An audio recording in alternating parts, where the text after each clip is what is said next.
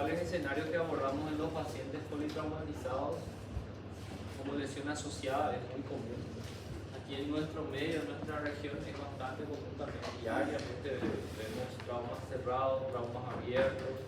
Este escenario que vemos aquí en esta portada no es muy frecuente. Básicamente las heridas por arma blanca de pacientes provenientes de colonias periféricas aquí en la región vienen con este tipo de escenario. Una herida con evisceración a consecuencia de la herida, una evisceración traumática.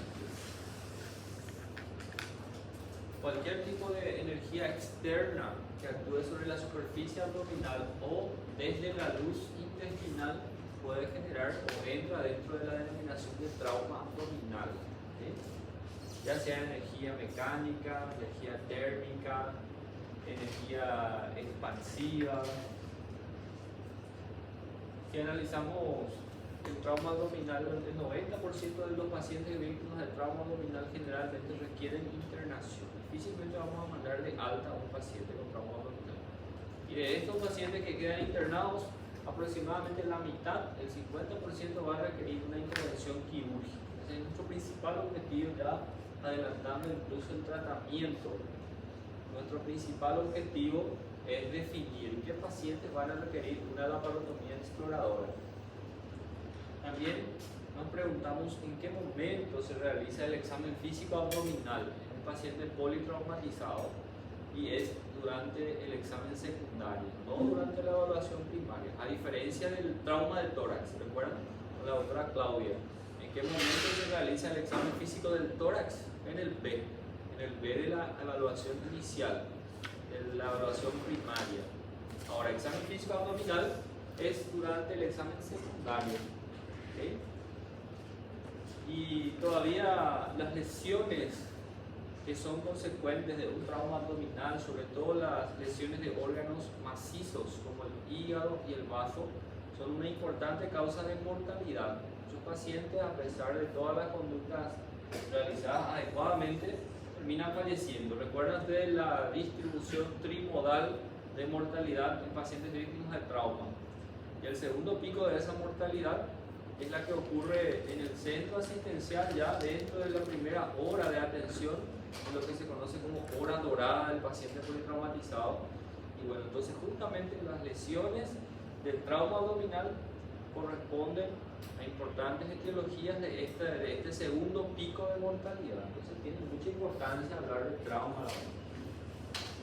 Vamos directamente a la clasificación, que es algo muy similar a lo que ocurre en tórax.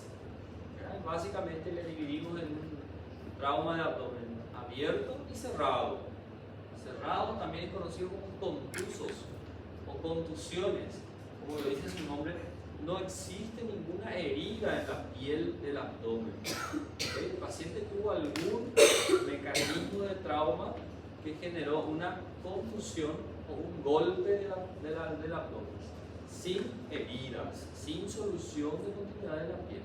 Podemos tener algunas evidencias de trauma como hematomas, escoriaciones, pero no estrictamente herida. Esa es la diferencia entre el trauma abierto y cerrado, lo que ocurre también en el trauma de tórax. En el caso de los traumas cerrados, un porcentaje que es de la literatura americana y argentina, ¿verdad? Pero también es muy similar. En Paraguay no existe una epidemiología muy certera como para analizar la epidemiología de estos eventos, pero se aproxima bastante a nuestra realidad, sobre todo aquí en nuestra región. Dentro de los mecanismos de trauma cerrado, el más común son los accidentes vehículos automotores. Vamos a analizar un poco cómo es ese mecanismo de trauma. El paciente que viaja por una carretera, una estrada, generalmente a una velocidad importante, ¿verdad? ¿Cuánto es la velocidad permitida en una carretera interestatal? A ver, Ana Claudia. 80, ¿sí? Nunca le digan al PM que le ataja 120 o 120. Yo cometí ese error. Yo miré 110. Me hizo volver hacia Paraguay. 80. Bueno, en fin, de todas maneras siempre, ¿verdad? Es algo, una constante que los viajes se realizan a alta velocidad, una energía cinética importante a la cual el cuerpo es sometido. Imagínense conmigo, todos los órganos de ese cuerpo también. Y cuando ocurre un accidente, un impacto, esa energía cinética se detiene de manera brusca, entonces ocurre una desaceleración de todo lo que implique ese vehículo, ese cuerpo, los órganos de ese cuerpo. Y ahí es donde se producen desgarros, laceraciones de los órganos macizos, desgarros de estructuras vasculares. Ese es el principal mecanismo del trauma cerrado. Otro mecanismo similar, ¿verdad?, que también ocurre o también ocasiona una desaceleración brusca, caídas de altura. Imagínense un obrero, albañil, pedreiro, como quieran llamar, que está trabajando a una determinada altura. Cae, impacta contra el piso y eso también genera un mecanismo de desaceleración brusca. Y otros, ¿verdad?, golpes directos, como ven en esa imagen, golpes directos del abdomen con patadas, con puñetazos, con contusiones de cualquier índole, aplastamientos o derrumbes, y finalmente explosiones, ¿verdad?, que no es tan común en nuestro medio. Pues imagínense países del primer mundo donde es más común, por ejemplo, eventos terroristas. Entonces también incluye el ATLS, incluye también algunas cuestiones que para nosotros no es tan común, ¿verdad? Ondas expansivas, ¿verdad? Aquí vemos un accidente de tránsito, ¿verdad?, donde el paciente termina colisionando con el volante del automóvil. Idealmente se recomienda el uso del cinturón de seguridad como medida preventiva, pero a su vez también es importante mencionar que el cinto de seguridad está relacionado a un mecanismo específico de lesión, por ejemplo del duodeno o del estómago. Vamos a ver que existe un llamado signo del cinto de seguridad, cuando el paciente tiene la marca del cinto de seguridad como una esquimosis que dibuja el cinto de seguridad. Eso tiene un nombre, se llama signo del cinto de seguridad. Y si encuentro en el paciente eso, tengo que pensar ahí en duodeno, en estómago. Una lesión poco habitual, porque un gran principio que quiero que tengan aquí en mente: trauma cerrado, trauma contuso. Voy a pensar en primer lugar en órganos macizos, sólidos, hígado, vasos, riñones y por ahí va. ¿Okay? ¿Puede ocurrir lesión de órganos huecos como duodeno, estómago? También puede, pero es mucho menos habitual. Y generalmente ocurre cuando estos últimos están llenos. La vejiga también, si la vejiga está llena, fácilmente puede estallar, literalmente un estallido gástrico, un estallido de vejiga. ¿Okay? Y a su vez los traumas abiertos son aquellos que ocurren por una herida en la superficie del tórax. Existe solución de continuidad de la piel, ese es el requisito. Tiene que haber alguna forma de herida en la piel, ¿verdad? Entonces ahí tenemos los clásicos mecanismos, por arma blanca y por arma de fuego. Y ahí también se mencionan otras formas de solución de continuidad. Dentro de estas, también esta epidemiología es muy similar. A mí me gusta mucho cobrar porcentaje en los exámenes, si se dieron cuenta, ¿verdad? Pero sí quiero que sepan que es más común heridas por arma blanca, en general, así, por más genérica. Heridas por arma blanca vienen diariamente en nuestro centro. Y también heridas por arma de fuego. Últimamente las heridas por arma de fuego ya no llegan al hospital vivos, ¿verdad? Hoy día están muy certeros, vamos a decir los amigos, para no decir otra cosa, ¿verdad? Hablamos de armas de guerra, incluso, no solamente un revólver, ¿verdad? Una espingarda. Hoy día hablamos de fusil, ¿verdad? De .50, entonces realmente las lesiones por arma de fuego son muy letales. Empalamientos serían pacientes que terminan sufriendo caídas de altura sobre alguna barra de hierro que termina atravesándolo, generalmente desde la región perineal hacia el abdomen. Las perforaciones endoluminales también son modalidades de trauma abierto, procedimientos diagnósticos o terapéuticos que terminan lesionando el tubo digestivo, en este caso, ¿verdad? Entrando ya ahí prácticamente en el terreno de las iatrogenias, incluso con implicancia médico-legal. Los estallidos y desgarros también, como ya habíamos visto. Vamos a analizar distintos escenarios algunos de ellos vamos a ir viendo en su protocolo. El paciente evidentemente sufrió una herida por arma blanca. ¿Por qué digo eso? Porque es una herida lineal, o sea, una herida cortante. ¿Verdad? Con mucha suerte y generalmente el paciente nos relata el tipo de trauma. El paciente relata que fue herido con un machete, con un foice. ¿Conocen el foice? Clásico arma utilizado por los indígenas de la región. Y muchas veces viene con esta situación, como ven aquí, una víscera que literalmente sale por fuera de la piel. Claramente podemos decir que es el estómago y su repliegue epiploico. El epiplón incluso está fuera. Entonces es una herida traumática con evisceración. ¿Okay? Otras situaciones, vamos a ver aquí. El paciente relata ser agredido por arma blanca. ¿Verdad? O si el paciente está inconsciente o en estado etílico importante, de todas maneras podemos imaginar que es una herida por arma blanca por la característica de la herida. Una herida lineal, cortante, bordes regulares. ¿Okay? Ahora, lo que no podemos saber con exactitud en este caso, será que el arma blanca utilizada en este segundo escenario llegó hasta la cavidad abdominal. La profundidad de la herida no podemos saber a simple vista. En el primer escenario yo puedo asumir que la herida llegó hasta la cavidad. ¿Por qué? Porque por eso hay evisceración, ¿cierto? En el segundo escenario yo no puedo determinar la profundidad de esa herida a simple vista. ¿Okay? Otro escenario posible, el paciente viene con el arma blanca literalmente incrustada en la pared abdominal. ¿Okay? Un principio de este escenario es que no debemos retirar el arma blanca. Tal vez esa arma blanca, esa lámina, está generando un pequeño coágulo ahí sobre la vena cava, por ejemplo, una estructura vascular importante que está deteniendo un sangrado masivo.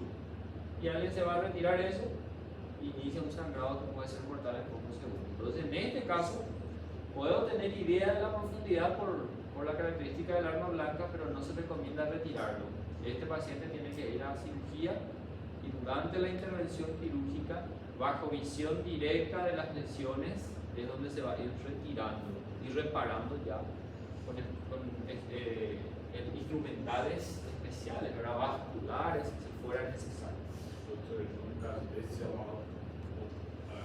incisão de escolha seria mais importante? En realidad, cuando hablamos de, buena pregunta, ¿verdad? Pero cuando hablamos de cirugía, este paciente va a cirugía, este paciente no va a cirugía. Cuando nos referimos a la cirugía, la técnica siempre en traumas es una laparotomía sifocúbica. ¿Qué significa eso? Desde el apéndice sifoides hasta la sínfisis del pubis. O si quieren llamarlo supra, para, infraumbilical. Esa es la cirugía exploradora por excelencia. En algunas ocasiones contadas, limitadas y controversiales se puede hacer laparoscopía exploradora. Vamos a mencionar algunos casos, pero en general todavía hasta la actualidad la laparotomía sifocúbica. ¿Sí? Estos son los mecanismos que ya habíamos dicho. Ahora, en el trauma cerrado son los principales, son las aceleraciones y desaceleraciones bruscas, que generalmente vemos en accidentes de tránsito, en caídas de altura, que terminan generando las contusiones internas. Una forma bien práctica de traducir lo que es contusiones serían como golpes. ¿Okay? Contusión pulmonar es un golpe del pulmón. Contusión del hígado es un golpe del hígado. Y genera un hematoma. Alguna vez cualquiera de ustedes tuvo un golpe en cualquier parte de los miembros generalmente y aparece un hematoma. Eso no es un sangrado activo. ¿Bien? Un hematoma. Un sangrado que queda literalmente contenido. Eso también ocurre en el hígado, por ejemplo. Ahora, cuando hay un desgarro, ahí hay un sangrado activo y eso también puede ocurrir en el hígado. ¿Bien? Entonces, si el hígado fue golpeado y hay un hematoma, es una lesión más benigna, podemos decir así. Ahora, si hay un desgarro, el sangrado va a ser más activo. ¿Okay? Y las lesiones por hiperpresión serían los golpes, aplastamientos, ondas expansivas. Aquí vemos las consecuencias. Entonces queda aquí, vuelvo a repetir, lesiones de órganos sólidos o vísceras sólidas son ahí las que predominan en los traumas cerrados. Siendo el top número 1, pregunta clásica de examen, muy sencilla, pero siempre va cayendo esto. El vaso es el primer órgano en frecuencia. De todos los pacientes, por lo menos que llegan vivos al hospital, el vaso es el número 1 ahí. A veces el paciente cae de propia altura, o niños que están jugando algún tipo de deporte y vienen con fractura del vaso, una lesión esplénica. En segundo lugar, el hígado y riñones serían en esa frecuencia órganos macizos. Traumas abiertos, ¿de qué depende? Aquí hay algo interesante que en la última edición de la TLS se ha cambiado, ¿sí? La posibilidad de que un órgano se encuentre lesionado en traumas por arma blanca depende de muchos factores. Primero y el más importante, del volumen que ocupa ese órgano en la cavidad abdominal, ¿sí? Depende del mecanismo del agresor también. La mayoría de las personas son diestras, ¿verdad? Generalmente el mecanismo es cruzado. Una cuestión ahí de los hemisferios cerebrales, la agresión es cruzada. Entonces termina generalmente impactando más el lado derecho del paciente, y el hígado es hoy día considerado el principal órgano lesionado en armas blancas. Ojo con ese detalle, ¿eh? Hace unos años atrás estaba ahí en el número 1, asas delgadas, intestino delgado, otro órgano también que ocupa gran parte de la cavidad abdominal, pero por el mecanismo del trauma, el hígado, y por el volumen, ¿verdad?, del órgano, es el hígado el principal. Segundo lugar, intestino delgado. ¿Okay?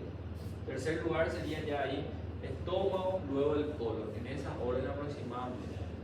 Pero lo que más se pregunta generalmente es ¿cuál es el más comúnmente lesionado? Arma blanca, hígado. No se confunde. Aquí está la fisiopatología. Serían las consecuencias del trauma abdominal. Vamos a analizar rápidamente. No es nada muy difícil de explicar. En las contusiones o los traumas cerrados, la consecuencia es la lesión de órganos macizos. Y si se lesionan órganos macizos, el hígado, el vaso, los riñones, ¿cuál es la consecuencia de esas lesiones? Generalmente sangrado. ¿Okay? Entonces el paciente tiene una clínica relacionada al sangrado de esos órganos, probablemente manifestaciones de hipovolemia. ¿Okay? Eso por un lado. Y por otro lado, en las lesiones de vísceras huecas, generalmente por arma blanca, por arma de fuego, en las lesiones de vísceras huecas lo que ocurre es un derramamiento del líquido intestinal y del aire intraluminal hacia la cavidad, ¿cierto? Y eso genera irritación peritoneal, genera signos de peritonitis, no tanto signos de hemorragia. Bien, lógicamente que estas dos lesiones pueden coexistir, puede haber lesiones asociadas, trauma esplénico con una perforación intestinal, y eso empeora el pronóstico y hace más desafiante también el diagnóstico. Pero así en forma bien didáctica, las lesiones de órganos macizos generan sangrados, característica de clínica de una alteración hemodinámica, es lo que va a predominar. Y en las perforaciones de vísceras huecas predominan los signos de irritación peritoneal, signos de peritonitis. Es importante recordar que el abdomen no es solamente un compartimiento, sino que tiene varios subcompartimientos, ¿verdad?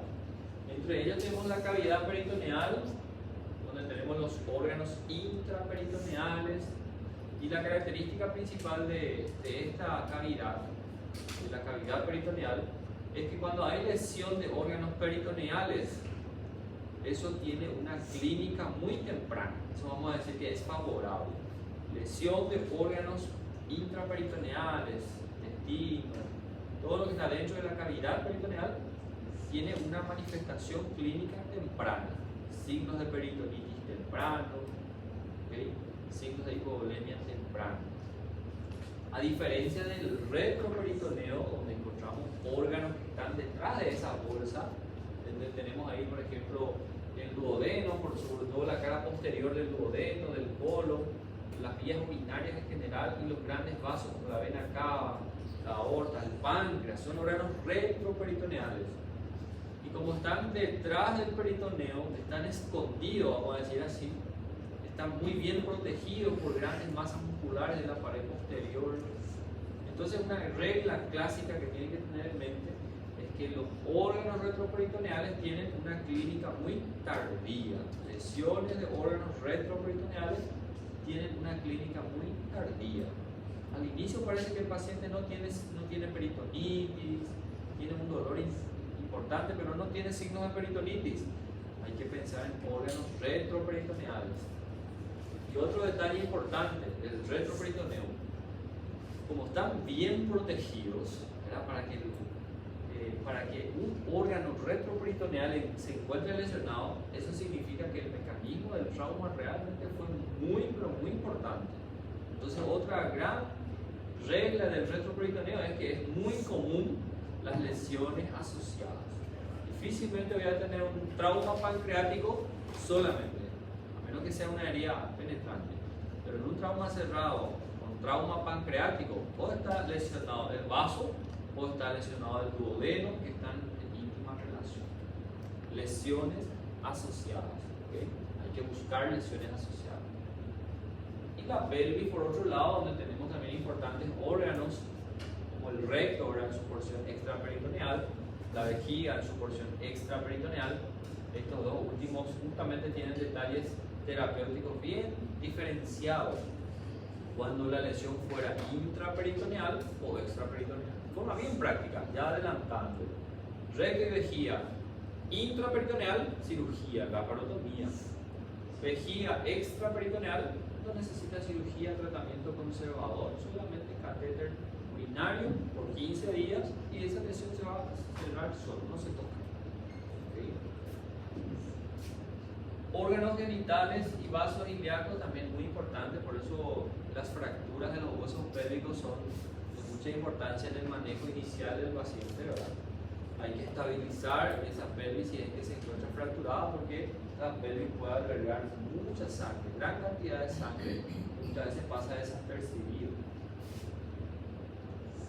Otra región que tenemos que mencionar y que suele pasar también desapercibido, y esto es algo que se cobra muchísimo hoy día, tanto en exámenes teóricos como prácticos, la región tóraco-abdominal.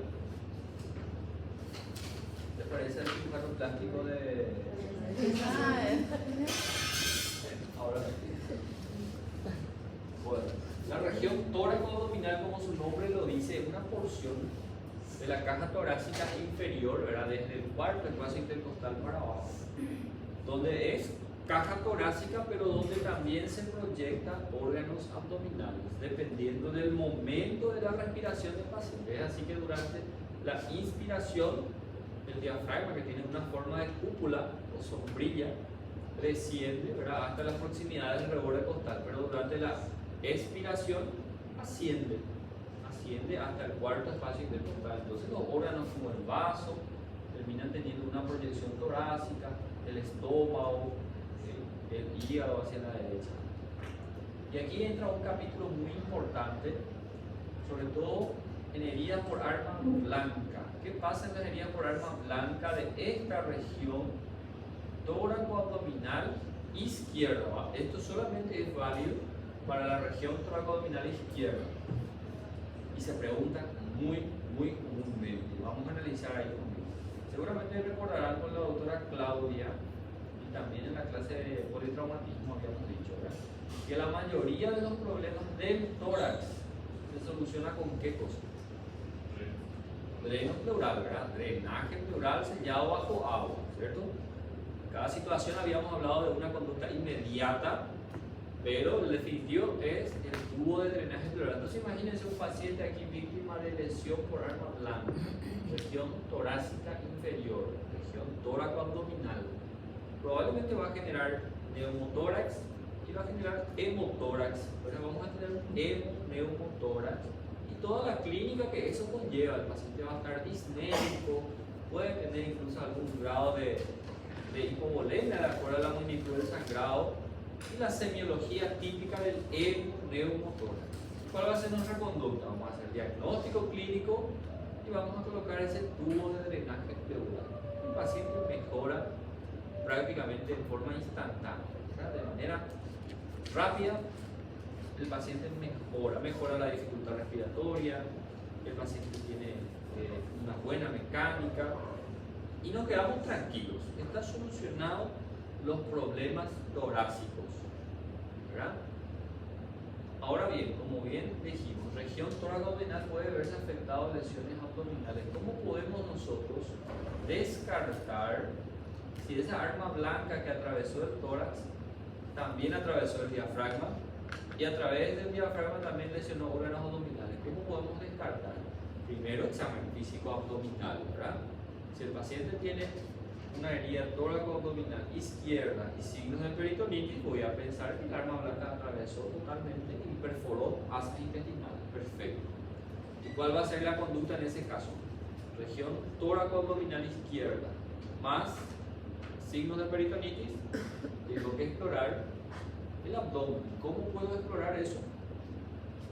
O hacer una laparotomía exploradora o una laparoscopía si el paciente está estable. Voy a explorar. Ahora bien, hay otra situación donde el paciente tiene herida tóraco-abdominal, pero no tiene ningún signo de peritonitis.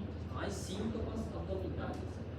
El protocolo habla que aún así tenemos la obligación de descartar una herida diafragmática. La herida diafragmática no da irritación peritoneal, ni siquiera da dolor. En ese contexto clínico, el tubo pleural que colocamos seguramente está doliendo más que esa herida diafragmática. Tampoco podría dar un shock hipovolémico importante. Entonces, la herida diafragmática es una lesión que en su fase aguda es prácticamente asintomática o en todo caso oligosintomática. Y tenemos que reconocer, descartar esa lesión en ese contexto.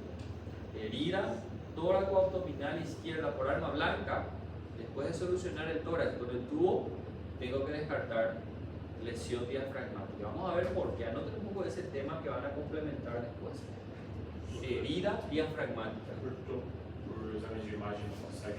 Semiología ya dijimos que prácticamente es sin síntomas. Radiología simple, radiografía de tórax, tampoco es buena en esta fase. Tomografía, aún la tomografía o la resonancia no pueden hacer diagnóstico en esta fase. Imagínense, el diafragma es un músculo fino y sufre una herida. Es casi imposible hacer diagnóstico en esta fase. Pero ¿cuál es la consecuencia si analizamos un poco? Vamos a suponer, el paciente tuvo esa lesión, le puse el tubo pleural y el paciente está mejorando. Tal vez sería muy tentativo mandarle de alta en 2-3 días más, sacar el tubo, mandarle de alta. Pero vamos a suponer que el paciente tubo había sido una herida del diafragma de 1 centímetro. ¿Qué les parece que puede ser la implicancia de eso? Recuerden que la presión del tórax es negativa, solamente negativa en relación al abdomen. Esa herida que a pesar de que sea puntiforme del diafragma y que no lesionó ninguna estructura del abdomen, pero esa herida con el correr de los meses y años va a ir creciendo. Y la presión negativa intratorácica va a ir absorbiendo gran parte de los órganos abdominales.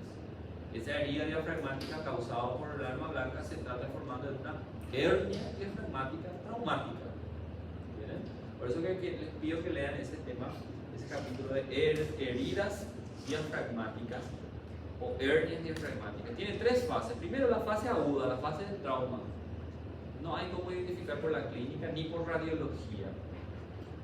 Si no se identificó, vamos a suponer, nadie pensó en buscar herida diafragmática y el paciente se va de alta, súper bien, estable, buena mecánica, feliz, se va de alta este paciente.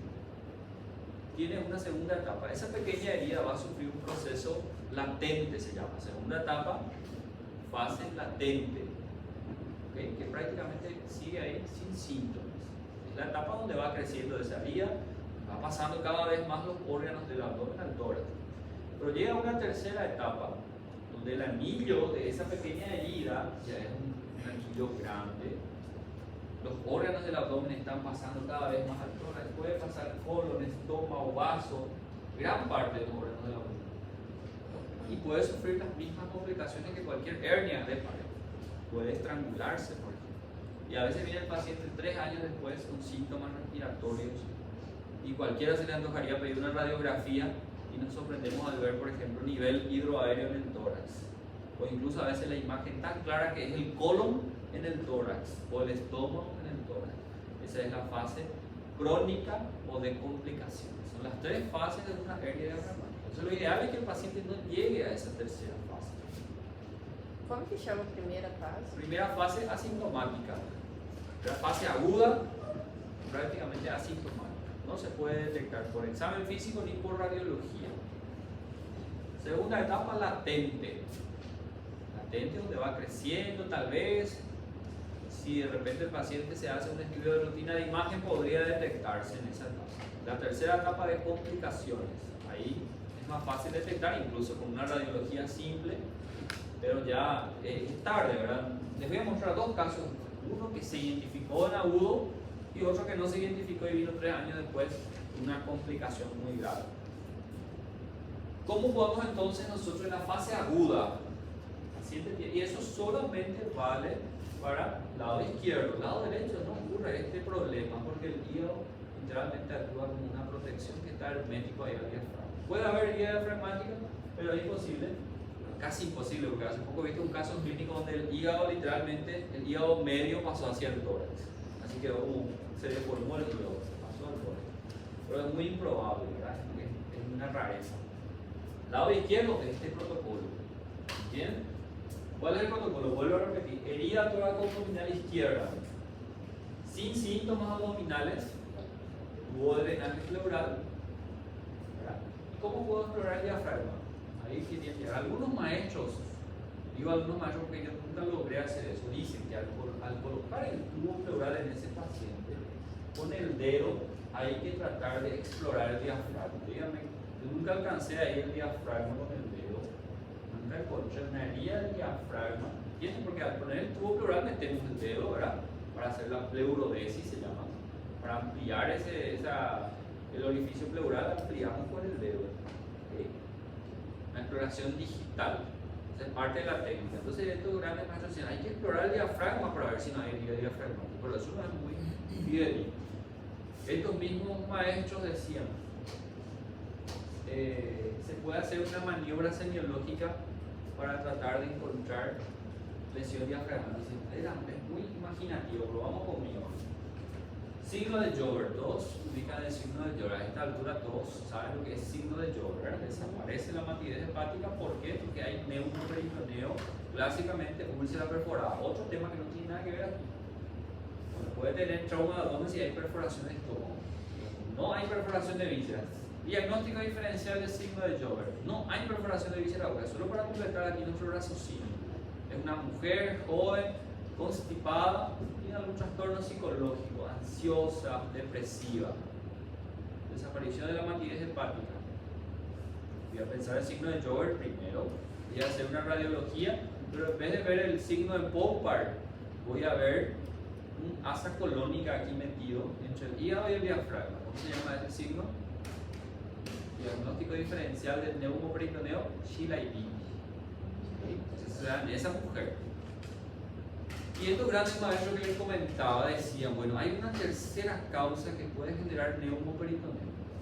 Ese paciente con herida diafragmática que tiene neumotórax, tenemos que reproducir o hacer que el paciente reproduzca una maniobra de Valsalva. Antes de poner el tubo, el paciente tiene que hacer maniobra de Valsalva. Teóricamente con la maniobra de Valsalva, el neumotórax va a pasar hacia el abdomen y va a generar otra tercera causa de neumoperitoneo o de signo de Joubert. Pero es un signo semiológico así muy, ¿cómo decir? Muy imaginativo. Exacto, entonces nuestra prioridad no es en ese momento, la prioridad es colocar el tubo pleural y solucionar el neumotórax, puede ser más. Entonces esos son, les comento porque yo hace poco eso aprendí también, nunca en mi vida escuché. Alguien me preguntó una vez, ¿cuáles son las causas de signo de Joubert? Bueno, perfecto, una úlcera perforada o víscera perforada. Segundo, chilaiditi. Y el tercero me dijeron, no hay tercero. Y ahí me dijeron que puede ser neumotórax con herida diafragmática, reproducir maniobra Valsalva para hacer que el aire teóricamente pase al abdomen. Y con eso, ¿por dónde pasa? Por el diafragma. Entonces con eso estamos casi confirmando el diagnóstico de herida diafragmática. Pero en fin, en forma bien objetiva, ¿cómo podemos entonces ver el diafragma? radiografía simple no sirve, tomografía también tiene su limitación. Toracoscopía, ahí está. Entonces, ahí mismo por el orificio donde está el tubo pleural, tú puedes meter una óptica y mirar el diafragma, mirar todo el diafragma. Si hay una herida, también aprovechen ya su tubo, toracoscopía. Y si el mismo paciente tiene síntomas abdominales, voy a poner el tubo pleural, pero en vez de hacer toracoscopía, voy a hacer laparoscopía. Al mismo tiempo de explorar los órganos del abdomen, también puedo aprovechar y suturar ese diafragma. Entonces, ese es el protocolo. Paciente con herida por arma blanca, estamos hablando por arma blanca, en región tóraco-abdominal izquierda, ¿sí? Tubo de drenaje pleural más toracoscopía, si no hay síntomas abdominales. Si hay síntomas abdominales, tubo pleural más laparoscopía, ¿sí? Que termina siendo diagnóstica y terapéutica. Este es un caso que se ha identificado en fase aguda, como se dice. Un joven que vino por herida de arma blanca, ¿okay? Un neumotórax abierto que ni siquiera es aquella flor de emergencia, ¿me entienden? Un paciente que se puede hacer radiografía, incluso si queremos, está estable, se le pone el tubo pleural. Se hay signos de No entendí. o senhor disse, eu não consegui anotar, se hay signos de irritação. Si hay síntomas abdominales, entonces mejor entrar ya por laparoscopía, por debajo, ¿verdad? Porque además de mirar el diafragma por debajo, voy a mirar también ahí el estómago, las asas intestinales, puedo explorar. Y si no hay síntomas abdominales, no necesito explorar el abdomen, ¿entiendes? Solamente el diafragma, por el tórax. Esto, si me dan un minutito, voy a tratar de encontrar el archivo para mostrarles rapidito el video. O sea, no el video, sino más bien el caso.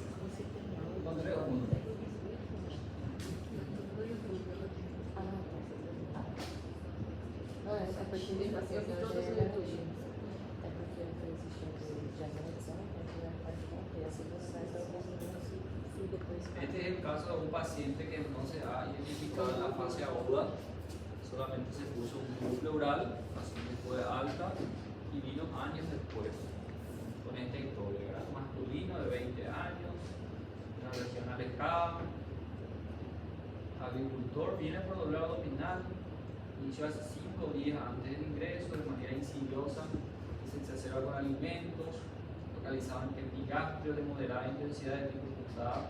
En los últimos 3 días se volvió más intenso en el abdomen superior, era su dolor. Vómitos en varias oportunidades. En esta clínica lo primero que pensamos es una pancreatitis aguda, un gran vomitador con dolor en el abdomen superior. Cuadro de dispepsia y vómitos ocasionales, no se conoce portador de patología, solamente un antecedente quirúrgico por herida de arma blanca en el tórax izquierdo hace 3 años, ¿verdad? Lo dijimos ahora. Pasando.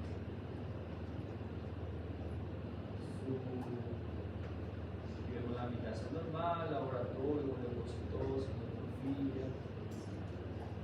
Este era algo que prácticamente el diagnóstico, esa fase crónica, ¿verdad? Como ven aquí en la simple radiografía del tórax, ¿qué podemos observar?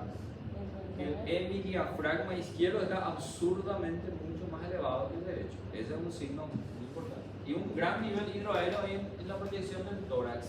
¿Por qué digo que es en el tórax mismo? Porque veo que hay interposición de trama pulmonar, ¿verdad? Lo ideal sería hacer una de perfil para confirmar. Pero aquí claramente ya pensamos que era gran parte del estómago que estaba hacia el tórax. Se decidió una laparotomía, en este caso una cirugía abierta. El paciente tenía un abdomen, un quirúrgico realmente defendía y irritaba, y con esta radiografía entraba. Esto es una muy buena foto, ¿verdad? Una de las deficiencias siempre es registrar los casos, ¿verdad? Pero más o menos para que entiendan, esta es la laparotomía, abordaje abdominal. Todo esto que se ve aquí es lo que estaba metido hacia el tórax a través de una solución de continuidad ahí. Vamos a ver la siguiente imagen, se ve mejor. Una vez que se redujo, fíjense cómo quedó, que seguramente la fase aguda ya 3 años atrás era solamente pequeñita la herida del diafragma. 3 años después, todo este buraco, como dicen ustedes, por donde estaba pasando prácticamente todo el estómago. Fíjense el estómago, este es el estómago. Esta es la porción que estaba hacia el tórax, esta es la porción que estaba hacia el abdomen, y esta es la porción que estaba siendo estrangulada por esa herida diafragmática que se transformó en un verdadero anillo herniario. Y el estómago sufrió una estrangulación, fíjense, totalmente necrosado, esto como una banda casi completa. Eso es necrosis, ya no tiene vitalidad, incluso desde la cara posterior, casi una vuelta completa, ¿no?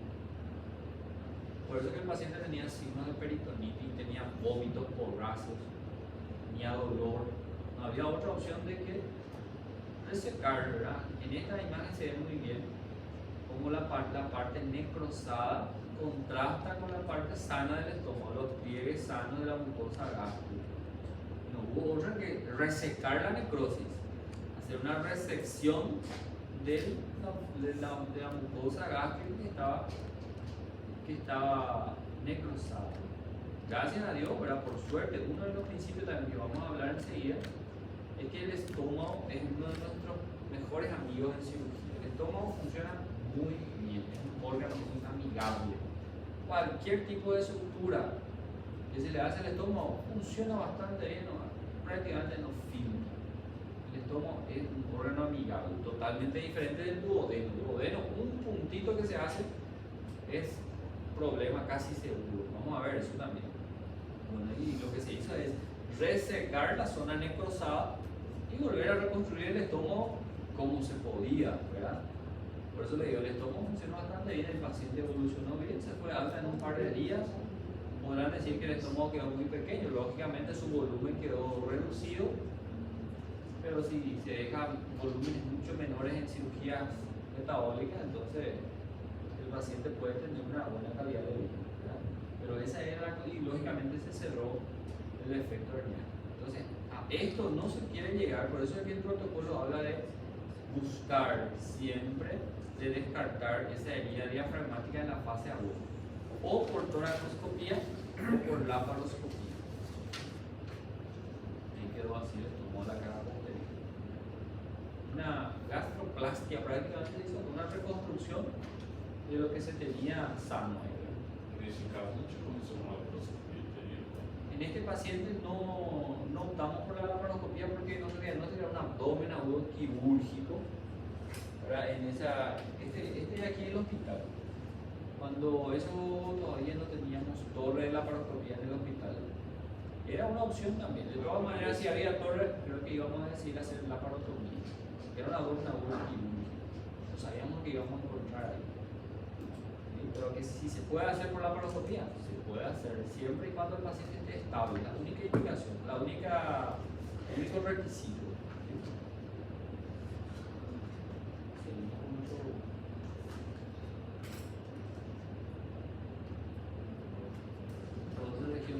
Esto ya habíamos dicho, ¿verdad? Que el manejo del trauma de abdomen se realiza durante el examen secundario y que la intervención quirúrgica por excelencia es la laparotomía abierta, exploradora, ¿verdad?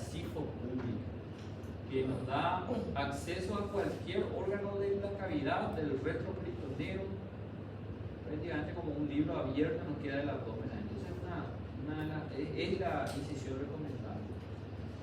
Bueno, en relación al manejo, ya entrando un poco al manejo, lo primero que nosotros tenemos que hacer o preguntarnos cuando tenemos un paciente con trauma de abdomen, ya sea trauma de abdomen cerrado, abierto, de cualquier índole, es si el paciente tiene o no tiene indicación de ir directamente a cirugía. ¿Okay? En este primer momento nuestro objetivo no es identificar cuál es el órgano lesionado. Lo primero que tenemos que decidir es, ¿tiene o no tiene indicación de una laparotomía exploradora? Y como lo dice su nombre, ya durante esa intervención vamos a explorar cuál es el órgano lesionado y si es necesario reparar. ¿Sí? Entonces esas son las tres indicaciones absolutas de cirugía inmediata. El paciente está inestable hemodinámicamente, un shock hipovolémico con un claro trauma en el abdomen. ¿Sí? Eso significa que hay una torneira abierta ahí en el abdomen, ¿verdad? Que está sangrando más de lo que podemos aportar de volumen. Entonces la única opción es entrar a cerrar esa torneira, ¿verdad? Signos parietales de agresión. En este segundo requisito entran heridas por arma de fuego o evisceraciones de algún órgano del abdomen, excepto epiploma. Ese es el pequeño detalle también actualmente. ¿Sí? Antiguamente, cualquier víscera que sale por una herida era indicación de cirugía. No importa si es intestino, estómago o incluso epiploma. Hoy día, si solamente se trata de evisceración de epiploma, vamos a inspectar. No es necesario entrar a la laparotomía. Vamos a ligar ese epiploma que está por afuera, resecar el exceso, reintroducir a la cavidad abdominal y observar al paciente. Eso es lo que se hace actualmente. ¿Sí? Entonces, cualquier tipo de evisceración menos epiploma. Prof, y Sí. ferida por arma de fuego, todo y qualquer tem que hacer. Eso sí. Es arma de fuego, no importa si hay evisceración o no hay evisceración, siempre explorar. Vamos a hablar ya más profundamente de eso. Y por otro lado, el paciente tiene signos de peritonitis. También hay que entrar a explorar un abdomen o quirúrgico, signos de peritonitis, laparotomía exploradora. Entonces, eso es lo primero. Tengan en mente eso. Caso clínico, paciente que llega inestable hemodinámicamente, trato de hacer esa reposición polémica, el paciente no mejora, hay que entrar a explorar. El paciente tiene signos de peritonitis, laparotomía. El paciente tiene evisceración como aquel estómago que estaba ahí afuera, o tiene herida por proyectil de arma de fuego, quirófano. ¿Sí?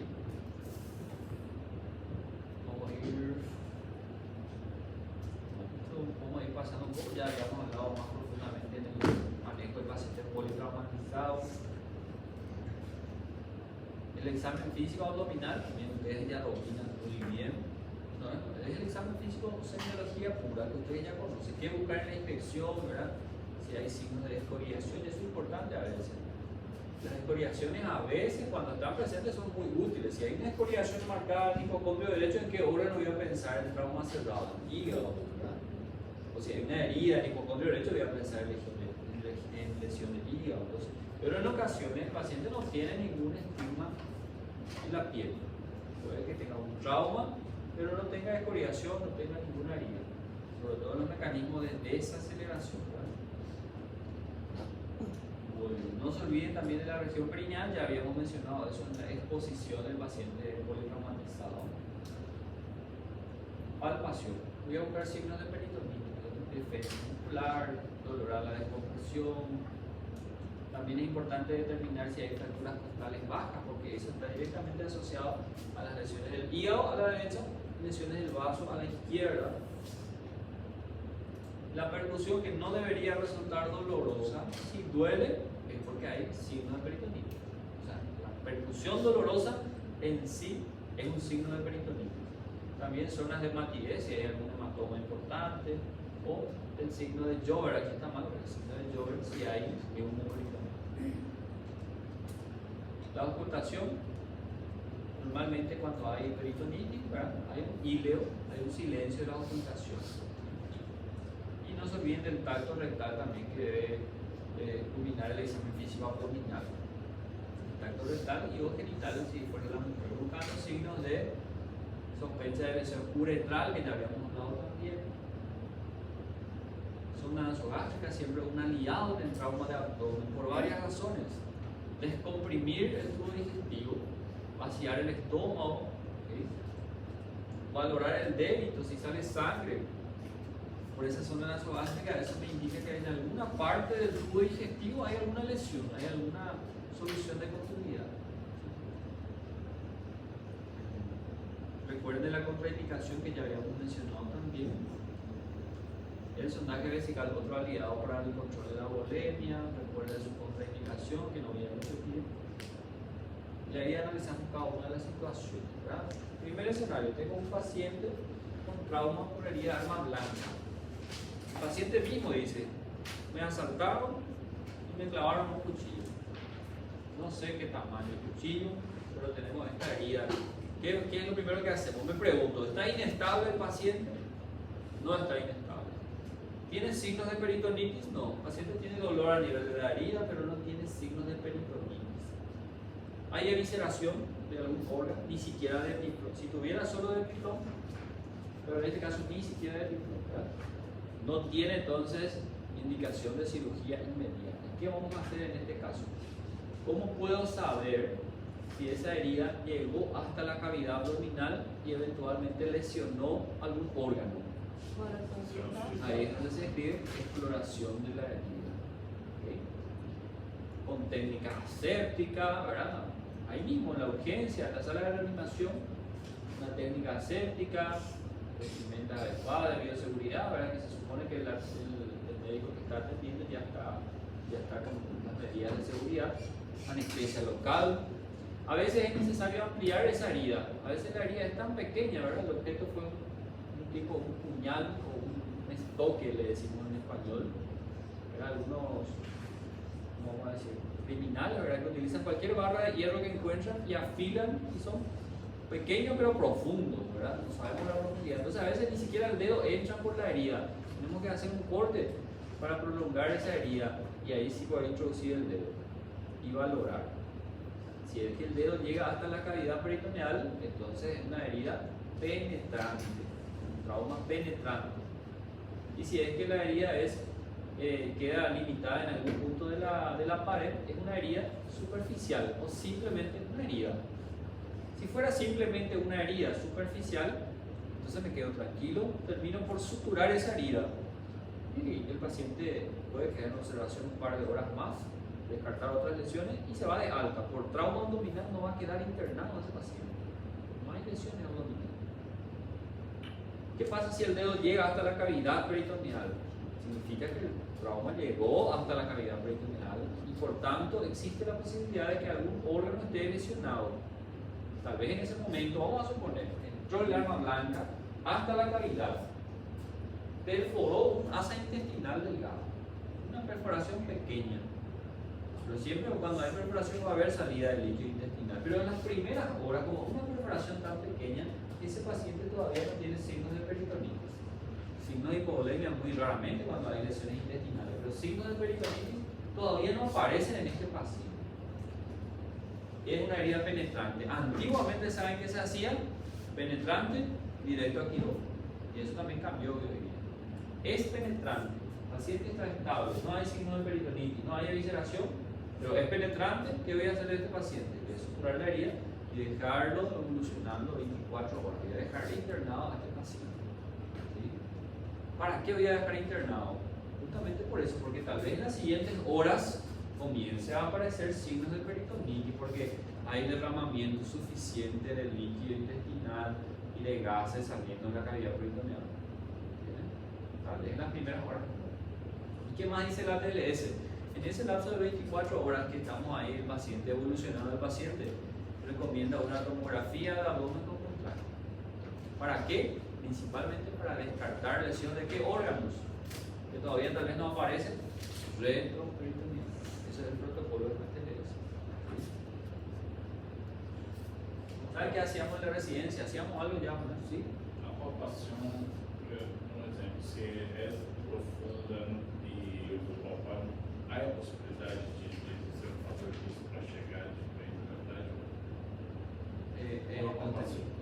Vamos a suponer que no llegó al... No llegó y a la palpación... Es difícil. dedo termine siendo el elemento penetrante. Generalmente ya hay una herida. Sobre todo porque el dedo no puede atravesar, difícilmente va a atravesar la aponeurosis y también el peritón. Doutor, então, quando eu tenho a ferida penetrante que abriu a cavidade, Sim. mas eu não tenho sinal de peritonite, interno paciente, eu observo... 24 horas de observación. Eu suturo mesmo assim? Sí, suturar la herida. Ahora- Observación por 24 horas y tomografía. Tá. Y ahí si te preguntas, ¿para qué la tomografía? Para evaluar órganos retroperitoneales. Tal vez en esas primeras horas no hay lesiones. ¿Saben qué hacíamos en la residencia? Algo empírico, no sé si estará escrito en algún libro, pero generalmente yo sé que en otras partes del mundo también hacen eso en la residencia. ¿Cuál es el objetivo? Vamos a razonar conmigo. ¿Cuál era el objetivo de dejar a este paciente internado por 24 horas? Que yo estoy esperando que aparezca síndrome de peritonitis. ¿Cómo podemos acelerar eso? El residente de cirugía quiere operar, no quiere que pase a otro plantado el paciente, ya quiere operar ese trauma, le vamos a tomar una bebida gasificada, Sprite. El paciente toma Sprite, el gas teóricamente aceleraría el proceso de peritonitis y el paciente ya enseguida, en pocas horas, tiene signos de peritonitis, entonces decidimos la conducta ya más aceleradamente. Pero eso, voy a volver a esta pregunta. Eso es algo empírico, sí, pero entienden el razonamiento. ¿Por qué le dejamos? Porque damos tiempo a que aparezcan signos de peritonitis o aceleramos en ese caso. Y lógico, porque si el paciente no tenía perforación, esa bebida no le va a hacer daño, ¿entiendes? Lo único es una forma de... Aquí le pregunto, ¿hay dudas de que hay perforación de la... o sea, que es una herida penetrante que llegó? No, ¿verdad? Entonces aquí no hace falta explorar esa herida. ¿Sí? Este paciente tiene una evisceración de estómago, entonces tiene indicación de laparotomía directamente. ¿Sí? Indicación de laparotomía exploradora. Este paciente también, porque tiene el arma blanca incrustada en la pared abdominal, vemos incluso ahí salida de epiplón, pero de todas maneras el arma incrustada en la pared abdominal, indicación de laparotomía para poder identificar las lesiones que ocasionó esa arma blanca y retirar bajo visión directa, reparando las lesiones ahí que pudo haber causado. Vuelvo a repetir, a veces un trombo que se generó alrededor de esa arma blanca está deteniendo un sangrado cataclísmico, gran vaso. Mas se ele chegou sem essa arma, só com pra fora, daí não era cirurgia. Sí, vamos a suponer, buena pregunta, vamos a suponer, fue este arma blanca, pero quedó con el bandido, ¿verdad? Y aquí salió solo el piplón. ¿Cuál era la conducta del piplón? Não precisa de cirurgia. La conducta del piplón es que no es de urgencia, ¿verdad? Voy a ligar ese exceso, voy a ligar ese piplón, voy a cortar si quiero ese exceso y voy a reintroducir la cavidad abdominal. Pero dudo mucho que con esta lámina de este tamaño, seguramente el paciente va a tener signos peritoneales o incluso en esta región puede tener aquí signos de un peritoneo. Entonces, en ese paciente con lesión de epiplón, lo que yo hago es dejar en observación. ¿Para qué dejo en observación? Para que aparezcan signos de peritonitis o no, ¿verdad?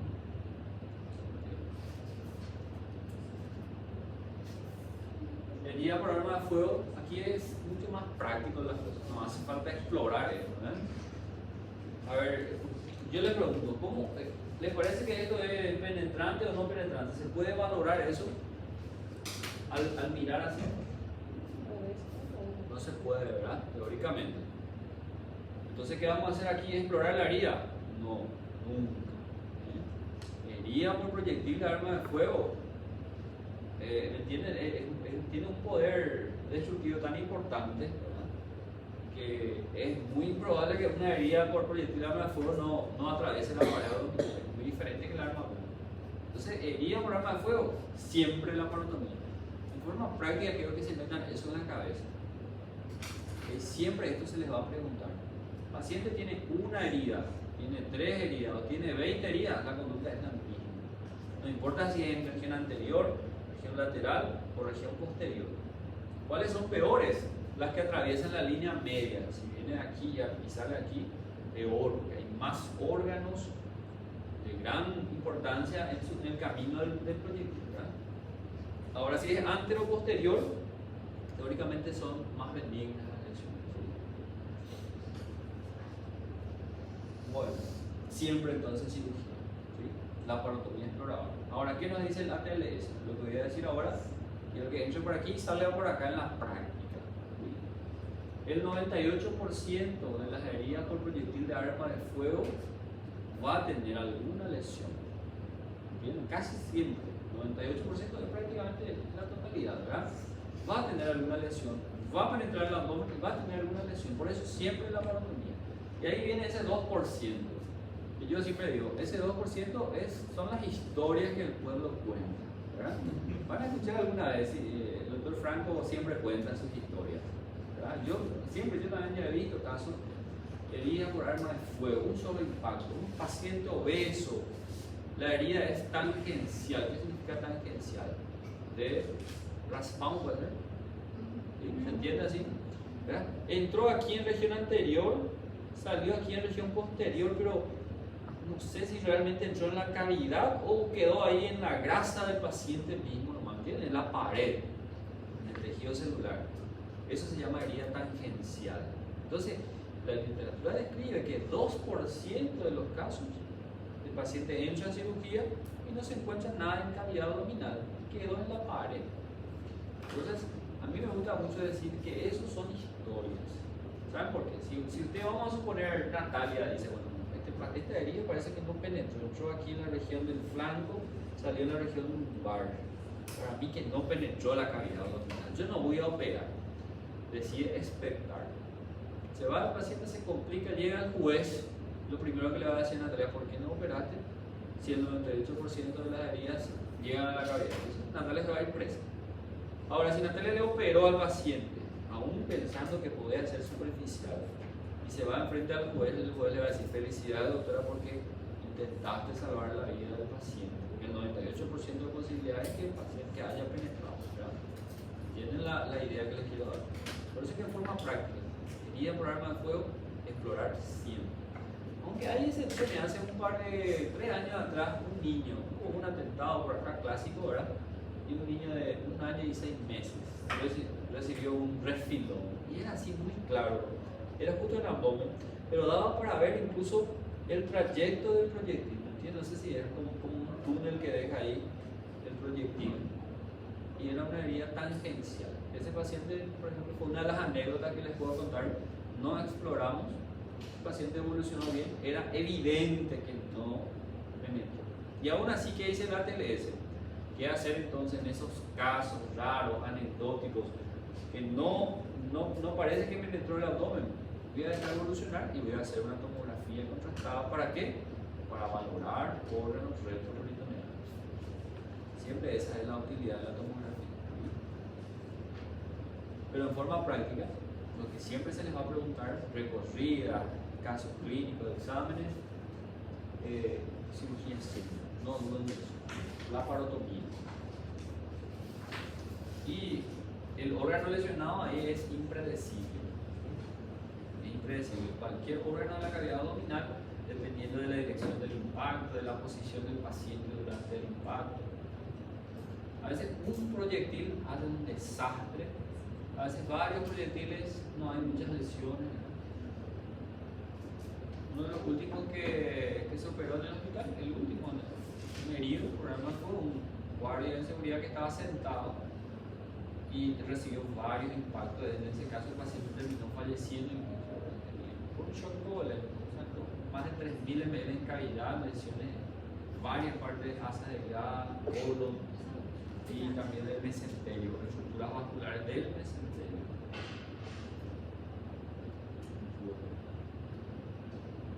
En el trauma cerrado, sin embargo, tenemos tiempo, ¿verdad?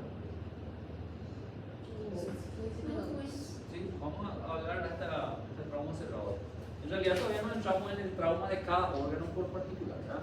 Estamos hablando de una introducción. Trauma cerrado, sin embargo, dependemos más de imágenes. ¿Sí? El trauma cerrado es tenemos mayor desafío en decidir qué paciente necesita cirugía, qué paciente no necesita cirugía. Una gran tendencia de los traumas cerrados es el manejo conservador. No sé si estos días estuvieron por el hospital. mental, sé que está del examen, pero van a ver ahí paciente con trauma renal importante, la tomografía, riñón destruido, trauma cerrado, tratamiento conservador, funciona súper bien. ¿Sí? En principio, así tengan en mente, trauma cerrado, paciente estable, manejo conservador. ¿Sí? Ese es nuestro único requisito actualmente. Paciente está hemodinámicamente estable, yo puedo hacer manejo conservador. Fíjense lo que voy a decir, lesiones hepáticas, ¿verdad? De grado 1 a grado 6. Yo puedo hacer manejo conservador en trauma hepático, incluso grado 5. Paciente está estable. Es muy difícil que ocurra esa asociación, vamos a ser sinceros, ¿verdad? Grado 5 de lesión hepática, paciente estable, es muy difícil que ocurra esa asociación, pero se recomienda el tratamiento conservador. Obviamente en estas situaciones se requiere que estemos en un centro de referencia, con terapia, 24 horas, cirugía de cirujano 24 horas, anestesiólogo. En cualquier momento ese paciente se inestabiliza y hay que correr a quirófano.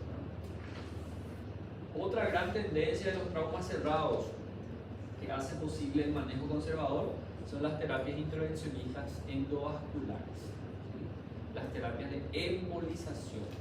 Lesiones esplénicas con sangrado grado 3, una embolización del vaso que está sangrando, termina el problema, no se opera el paciente, se conserva el vaso, muy necesario muchas veces. Lo mismo para el hígado.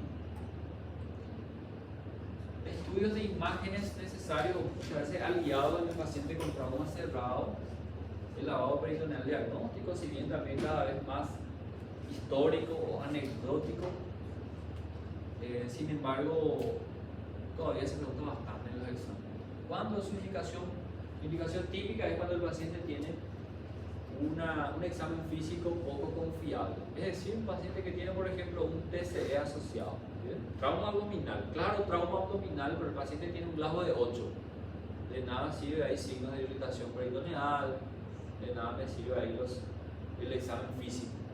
Entonces, cuando el examen físico no es confiable, lavado peritoneal diagnóstico. Ecografía, ¿verdad? Con el ECOFAS, tomografía, siempre y cuando el paciente esté estable, urograma excretor, uretroscopografía retrógrada, que son estudios para valorar el flujo urinario, las vías urinarias. Este es el lavado peritoneal, que también ustedes conocen, ¿verdad? Una incisión infraumbilical, introducir un catéter hasta la cavidad abdominal. ¿Sí? En ocasiones, directamente ya aspiramos más de 10 ml de sangre, y ese es el principal y el más importante criterio de positividad. ¿Qué significa eso? Que hay sangre en cavidad abdominal, lavado peritoneal, diagnóstico positivo para sangre. Tiene sentido, ¿verdad? Si yo coloco un catéter en la cavidad abdominal y viene 10 ml de sangre o más, no hace falta más nada, positivo para sangre. Y ese es el criterio más fidedigno. Ahora bien, yo coloqué el catéter, pero no viene toda esa cantidad de sangre. Entonces voy a instilar en la cavidad abdominal por lo menos 500 ml de solución fisiológica. Ese líquido va a difundirse en toda la cavidad abdominal, va a lavar, por eso se llama lavado peritoneal. Y luego voy a tener un débito para aspirar, y ese débito voy a llevar al estudio citoquímico y voy a validar los resultados.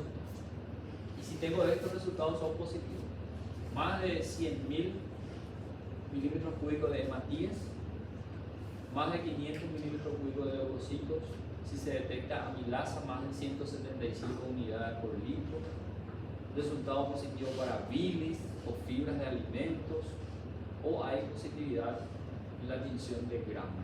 Cualquiera de estos criterios positivo de lavado peritoneal, ¿sí? Ya sea para sangre, para bilis, para perforación intestinal.